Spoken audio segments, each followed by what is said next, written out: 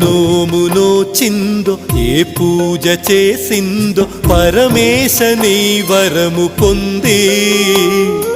మురిసింది ఈ కన్న తల్లి తన శ్వాసతో బంధమల్లి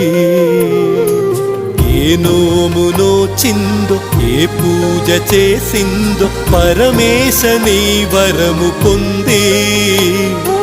మురిసింది ఈ కన్న తల్లి తన శ్వాసతో బంధమల్లి